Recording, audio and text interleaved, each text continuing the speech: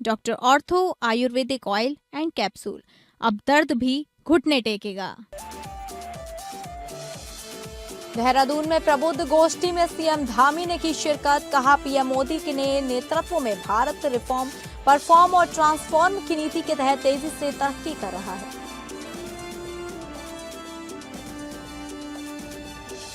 चार जून को है अल्मोड़ा में राहुल गांधी का दौरा। कांग्रेस कमेटी की अहम बैठक में लेंगे हिस्सा। स्वास्थ्य व्यवस्था, भ्रष्टाचार और पलायन पर होगा मंथन।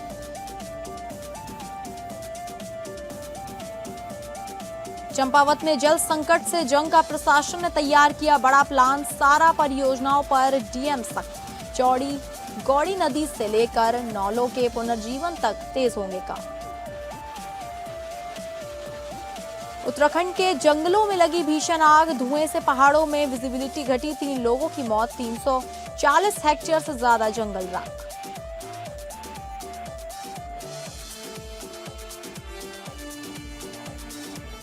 नमस्कार, आप सभी का बहुत बहुत स्वागत है उत्तराखंड बुलेटिन में और मैं हूं आपके साथ अंकिता सिंह। शुरुआत करेंगे बुलेटिन की, जहां देहरादून में शिवालिक कॉलेज ऑफ इंजीनियरिंग सिंगनीवाला में एक प्रबुद्ध गोष्ठी का आयोजन किया गया, जहां पर सीएम धामी ने शिरकत की।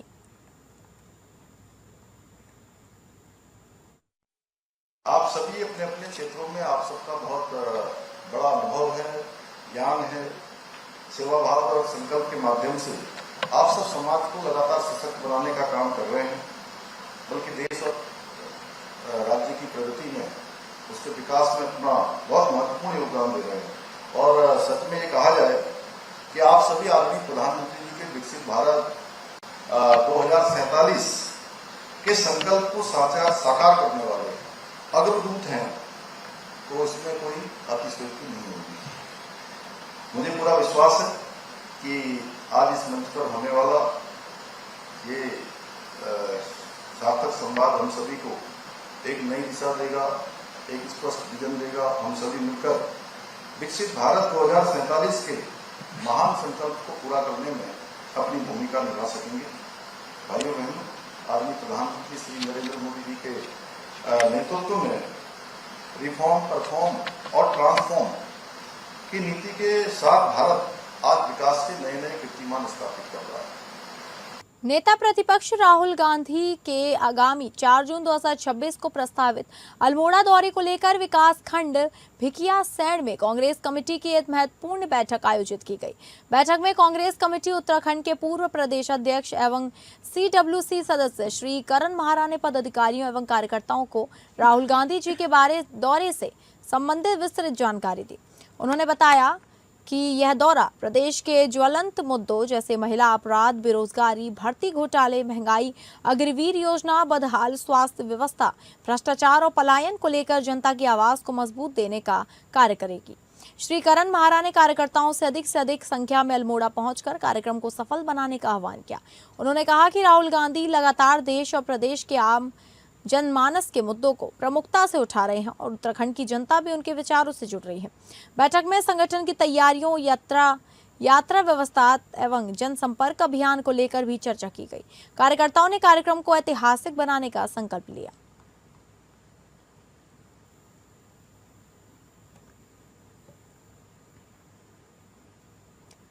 चंपावत जनपद में मोबाइल नेटवर्क और डिजिटल कनेक्टिविटी को मजबूत बनाने के लिए जिलाधिकारी मनीष कुमार ने बड़ा एक्शन प्लान तैयार किया है।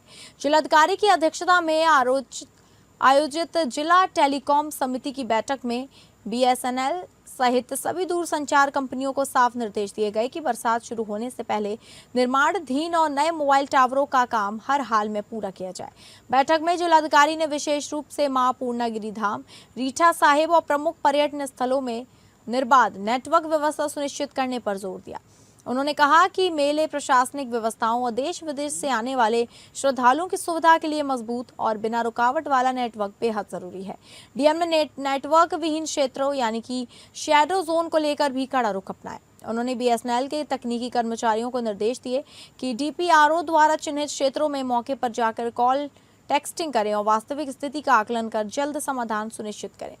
मानसून को देखते हुए जिलाधिकारी ने दूरसंचार कंपनियों को चेताया कि बिजली बाधित होने की स्थिति में भी नेटवर्क सेवाएं बंद नहीं होनी चाहिए।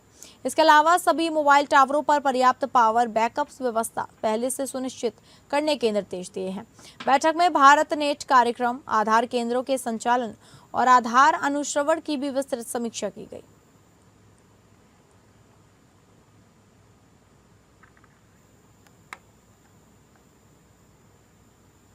चंपावत से खबर है, जहां जनपद में सूखते जल स्रोतों को बचाने और प्राकृतिक धारों नौलों के पुनर्जीवन को लेकर जिला प्रशासन अब एक्शन मोड में नजर आ रहा है।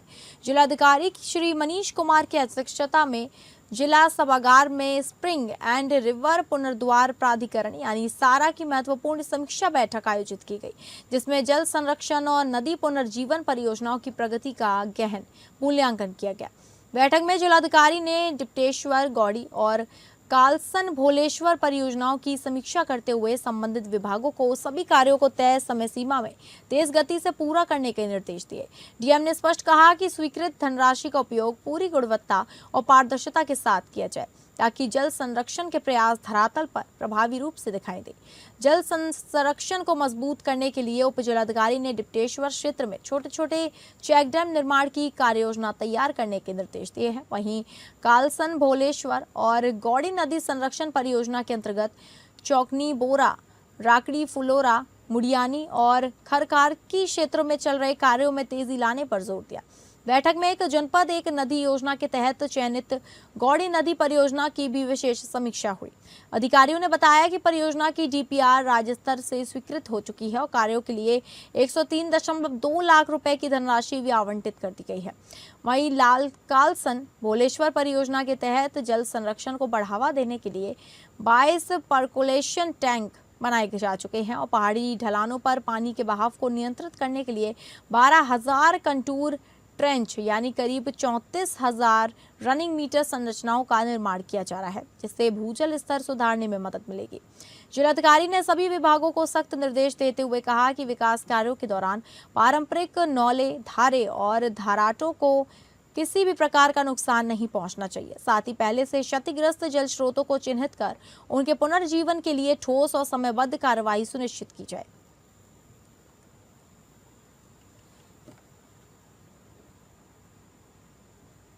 आगामी मानसून को देखते हुए चंपावत जिला प्रशासन और लोक निर्माण विभाग पूरी तरह अलर्ट मोड में नजर आ रहा है। बारिश के दौरान सड़कें सुरक्षित रहें, जल भराव ना हो और यातायात बाधित ना हो, इसके लिए जनपद में राष्ट्रीय राजमार्गों और मुख्य मोटर मार्गों पर युद्ध स्तर पर सफाई और झाड़ी कटान अभियान शुरू कर दिया गया है। जिलाधिकारी श्री मनीष कुमार के दिशा निर्देशों के अनुपालन में प्रांतीय खंड लोक निर्माण विभाग चंपावत द्वारा विभिन्न मुख्य मार्गों, राष्ट्रीय राजमार्गों, नालियों और पुलियों यानी कि कलवर्टों की विशेष सफाई कराई जा रही है। इसी क्रम में राष्ट्रीय राजमार्ग 9 यानी NH 9 पर देवराड़ी से तिलोन के बीच सड़क किनारे उगी झाड़ियों की कटाई और नालियों की सफाई का कार्य तेजी से किया जा रहा है। प्रशासन का कहना है कि सड़क किनारे झाड़ियां हटने से वाहन चालकों की दृश्यता बेहतर होगी और दुर्घटनाओं की संभावना कम होगी, जबकि नालियों की सफाई से बरसात में पानी सड़क पर जमा नहीं होगा। वहीं मानेश्वर तिलोन मोटर मार्ग पर भी झाड़ी कटान और नाली सफाई का अभियान लगातार जारी है। विभाग के तकनीकी अधिकारी मौके पर निगरानी कर रहे हैं ताकि मार्ग पूरी तरह सुरक्षित और सुगम बनाया जा सके। लोक निर्माण विभाग के अधिकारियों का कहना है कि पर्वतीय क्षेत्रों में मानसून के दौरान भारी बारिश से जल भराव और भूस्खलन का खतरा बढ़ जाता है। इसी को देखते हुए जिलाधिकारी के निर्देश पर सभी संवेदनशील स्थलों पर पहले से तैयारी भी शुरू कर दी जा चुकी है और मानसून शुरू होने से पहले नालियों व कलवर्टों की सफाई का कार्य पूरा कर लिया जाएगा।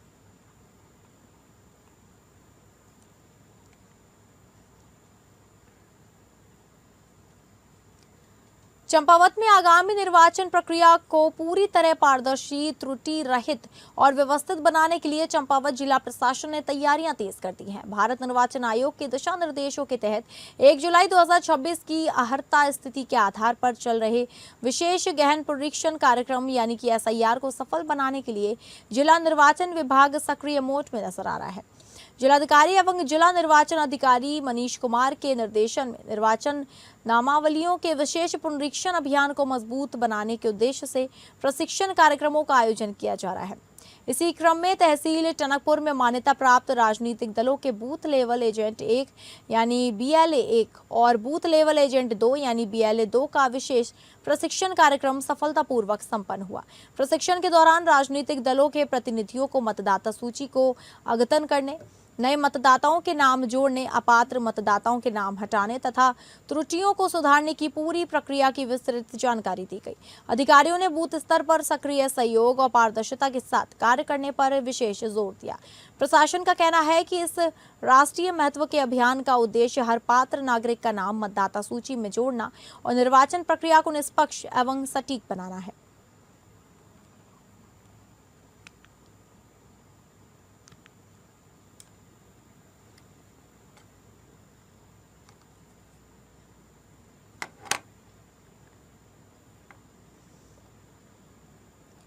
नगर पालिका अध्यक्ष मीरा सकलानी द्वारा पत्रकारों के साथ एक संवाद कार्यक्रम आयोजित किया गया, जिसमें उन्होंने पत्रकारों के सवालों का बेबाकी से जवाब दिया और अपनी भविष्य की योजनाओं पर प्रकाश डाला।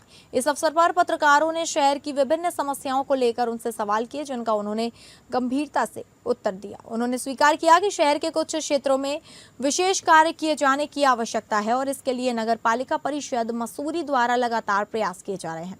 मसूरी प्रेस क्लब द्वारा आयोजित संवाद कार्यक्रम में पहुंची नगर पालिका अध्यक्ष मीरा सकलानी ने कहा कि माल रोड शहर की आजीविका का मुख्य केंद्र और इसे व्यवस्थित एवं स्वच्छ बनाए रखने के लिए नगर पालिका हर संभव प्रयास कर रही है। उन्होंने बताया कि माल रोड की गरिमा बनाए रखने के उद्देश्य से पटरी व्यापारियों को हटाने की कार्यवाही की गई है। उन्होंने कहा कि पत्रकारों द्वारा शहर हित से जुड़े महत्वपूर्ण प्रश्न उठाए गए हैं और इस प्रकार के संवाद कार्यक्रम समय समय पर आयोजित होने चाहिए। इससे जनप्रतिनिधियों को अपनी जिम्मेदारियों का बेहतर एहसास होता है और जनता की अपेक्षाओं को समझने का अवसर मिलता है। मीरा सकलानी ने कहा कि वर्तमान में शहर की सबसे बड़ी समस्या पार्किंग की है। उन्हें विश्वास है कि आगामी 1 साल के भीतर मसूरी को नई पार्किंग सुविधा मिल जाएगी। इसके साथ ही नगर पालिका की संपत्तियों को अतिक्रमण से मुक्त कराना भी उनकी प्राथमिकताओं में शामिल है, जिसके लिए लगातार कार्य किया जा रहा है। उन्होंने कहा कि गत वर्ष आई आपदा से उन्हें और प्रशासन को काफी सीख मिली है। इसी क्रम में नालों और खालों पर हुए अवैध अतिक्रमण को हटाना आवश्यक हो गया है। इसके लिए संबंधित विभागों के अधिकारियों को भी आवश्यक निर्देश जारी कर दिए गए हैं। उन्होंने बताया कि उनका लगभग 1 साल का कार्यकाल पूरा हो चुका है। इस दौरान व्यवस्थाओं और सिस्टम को समझना एक बड़ी चुनौती रही, लेकिन धीरे धीरे व्यवस्थाओं में सुधार किया जा रहा है ताकि शहर के विकास कार्यों में किसी प्रकार की बाधा उत्पन्न न हो। नगर पालिका अध्यक्ष ने कहा कि चुनाव घोषणा पत्र में किए गए वादों को पूरा करने के लिए वह लगातार प्रयासरत है। उन्होंने विश्वास व्यक्त किया कि जनता से किए गए सभी वादों को पूरा करने की दिशा में शीघ्र ही ठोस कार्य शुरू किए जाएंगे। आपने देखा होगा कि गर्भ डिस्पेंसरी के लिए लोग, और वो भी ऐसे व्यक्ति जिनका उस मॉल रोड से कोई लेना देना नहीं है, वो उसमें कोर्ट चले गए, उसमें PL डाली, उसमें स्टे लेके आए हैं। मेरे लोकल लोगों से भी एक कहना है कि देखिए, राजनीति करने के लिए और भी सारे मुद्दे हो सकते हैं, लेकिन जो शहर हित के लिए जो बहुत ज़रूरी है, जैसे हेल्थ इश्यूज बहुत ज़रूरी है इस शहर के लिए, मुझे लगता है उसमें किसी तरीके की कोई पॉलिटिक्स नहीं होनी चाहिए। और इस तरीके के मुद्दों पे कि जब हम हेल्थ की बात करते हैं, हम डिस्पेंसरी खोलने की बात करते हैं, उन इश्यूज को लेकर के आप कोर्ट चले जाते हैं, स्टे लेके आ जाते हैं, तो मुझे लगता है ये शहर हित के लिए जरूरी नहीं है। खबरों में आगे बढ़ेंगे, जहां सचिव आवास एवं राज्य संपत्ति डॉक्टर R राजेश कुमार ने रुद्रपुर पहुंचकर विकास प्राधिकरण की विभिन्न निर्माणाधीन एवं प्रस्तावित परियोजनाओं का स्थलीय निरीक्षण किया। इस दौरान उन्होंने अधिकारियों को परियोजनाओं को निर्धारित समय सीमा में पूरा करने और गुणवत्ता बनाए रखने के निर्देश दिए। निरीक्षण के दौरान डॉक्टर कुमार ने बागवाला में प्रधानमंत्री आवास योजना के तहत लगभग 156 करोड़ रुपए की लागत से निर्मित 1872 आवासों का जायजा लिया। उन्होंने अधिकारियों को निर्देशित किया कि लाभार्थियों से आवश्यक अंशदान राशि जमा कराकर आवासों की आवंटन प्रक्रिया शीघ्र पूरी की जाए। अधिकारियों ने बताया कि प्रत्येक आवास के लिए 3 लाख रुपए की सहायता स्वीकार सरकार द्वारा प्रदान की जा रही है, जबकि 3 लाख रुपए लाभार्थी को जमा करने हैं। अब तक 185 लाभार्थी अपनी पूरी धनराशि जमा कर चुके हैं। शेष लाभार्थियों को भी राशि जमा कराने के लिए सूचना भेजी जा चुकी है। सचिव ने निर्माण कार्य की गुणवत्ता पर संतोष व्यक्त करते हुए कहा कि आवास परियोजना का कार्य उच्च मानकों के अनुरूप किया गया है। उन्होंने उम्मीद जताई कि जल्द ही प्रधानमंत्री अथवा मुख्यमंत्री द्वारा इन आवासों का लोकार्पण किया जाएगा।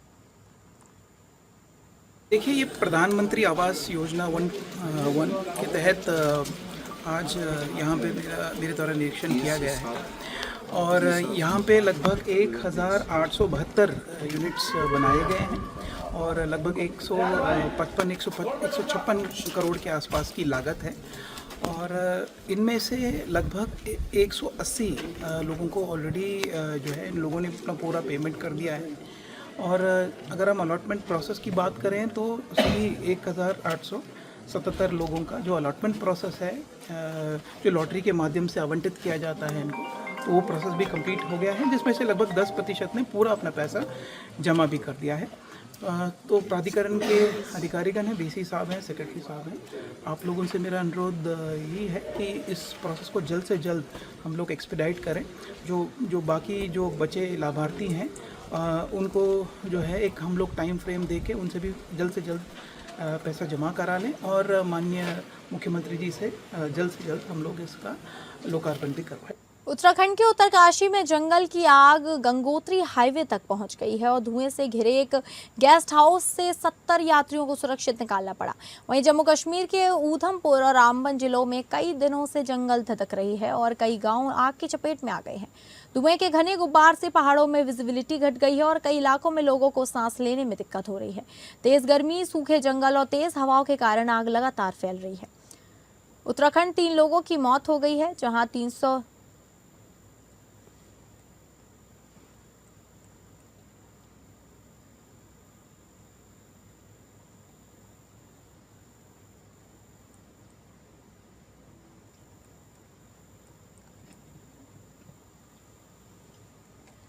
उत्तराखंड से लेकर सुदूर दक्षिण के जंगलों तक सिर्फ धुआं नजर आ रहा है। यह केवल पेड़ों का जलना नहीं है, यह हमारी सभ्यता, हमारी जैव विविधता और हमारे भविष्य का स्वाहा होना है। हिमालय की बर्फीली चोटियों तक पहुंचती ये लपटें इस बात का अलार्म है कि यदि हम अब भी नहीं जागे तो प्रकृति के इस असंतुलन को संभालना असंभव हो जाएगा। भारतीय वन स्थिति रिपोर्ट 2023 के अनुसार देश के वनावरण का 36% से अधिक बारंबार अग्नि के लिए प्रवण अनुमानित किया गया है। देश के वनावरण का 2.85% अग्नि के लिए अत्यंत प्रवण था, जबकि 7.85% अति उच्च प्रवण पाया गया। लगभग 27.5 करोड़ ग्रामीण आबादी आजीविका सुरक्षा के लिए वनों पर निर्भर है। खबरों में आगे बढ़ेंगे। अगली खबर रुड़की से है, जहां रुड़की की पिरान कलियर कोतवाली क्षेत्र के नागल पलुनी गांव में बकरीद के त्योहार पर पुलिस प्रशासन की सख्ती के बाद भी एक घर में गाय की कुर्बानी की गई है। सूचना मिलने के बाद पुलिस के द्वारा घर पर छापा मारा गया। पुलिस ने मौके से गाय की कुर्बानी में शामिल एक महिला को गिरफ्तार कर लिया है। 7 आरोपी मौके से फरार होने में कामयाब हो गए हैं। बता दें आपको कि रुड़की क्षेत्र में लगातार गौकशी के मामले सामने आ रहे हैं। पुलिस की सख्ती के बाद भी गौकशी की घटनाएं नहीं रुक पा रहे हैं। बकरीद के त्योहार पर पुलिस की सख्ती के बाद भी कुछ लोगों के द्वारा नागल पलुनी गांव में घर में गाय की कुर्बानी की गई है, जिसकी सूचना पुलिस को मिली। सूचना मिलने के बाद पुलिस ने द्वारा घर पर छापा मारा गया, जिसके बाद पुलिस के द्वारा मौके से गाय की कुर्बानी में शामिल एक महिला को गिरफ्तार कर लिया है। हालांकि गाय की कुर्बानी कर रहे 7 आरोपी मौके से फरार होने में कामयाब हो गए। पुलिस ने मौके से 150 किलो गौमांस और कुर्बानी करने के उपकरण बरामद किए हैं। पुलिस के द्वारा महिला सहित 8 लोगों के खिलाफ मुकदमा दर्ज कर लिया गया है। एसपी देहात शेखर चंद्र सुयाल के द्वारा आज शुक्रवार बातचीत में बताया गया कि फिलहाल आरोपियों की तलाश जारी है। देखिए, ये जो अभियुक्त की आप बात करें, थाना कलिया क्षेत्र का मामला है। नाइट में इन्होंने ये घटनाक्रम किया था। हमें जैसे ही सोचे, हमारी टीमें अलर्ट थी, हमें सूचना मिली, हमने घर में दबिश डाली तो वहां कुछ ऐसा प्रतिबंधित हमें मांस मिला, जिसकी पुष्टि हुई कि शायद प्रतिबंधित मांस की श्रेणी में आता है। घर के सभी लोग फरार थे। हमने एक जो भी वहां मौजूद था उसको अरेस्ट किया है, बाकी लोगों को नामजद किया है और ये पुलिस की चुस्ती है जिस वजह से ये लोग अपने मंसूबों में कामयाब नहीं हो पाए और इसमें लगातार हमारी कार्रवाई भी आगे जारी है। सर, कितनी संख्या में सर? इसमें काफी लोग जो घर के मेंबर थे, 3, 4, 5 लोग, उनको नेम देकर रखा है। बाकी एक अभियुक्त जो हमको मौजूद मिला था उसको हमने अरेस्ट। शुक्रवार को पीएफटी द्वारा फायर स्टेशन रानीखेत को सूचना मिली कि दलमोटी रोड के पास एक पेड़ गिरने से यातायात पूरी तरह अवरुद्ध हो गया। सूचना मिलते ही प्रभारी अग्निशमन अधिकारी एफएसएसओ श्री गणेश चंद्र के निर्देशन में फायर रेस्क्यू यूनिट तत्काल आवश्यक उपकरणों के साथ रेस्क्यू वाहन से घटना स्थल के लिए रवाना हुए। मौके पर पहुंचकर देखा गया कि सड़क पर एक चीड़ का पेड़ गिरा हुआ था, जिससे वाहनों का आवागमन बाधित हो रहा था। इस दौरान एफएसएसओ गणेश चंद्र भी अल्मोड़ा से लौटते समय घटनास्थल पर पहुंचे और अपने कुशल नेतृत्व में रेस्क्यू कार्य शुरू कराया। फायर रेस्क्यू यूनिट ने वुडन कटर की मदद से गिरे हुए पेड़ को काटा और जेसीबी की सहायता से उससे सड़क किनारे हटाए। पेड़ हटते ही यातायात को सुचारू रूप से बहाल कर दिया गया।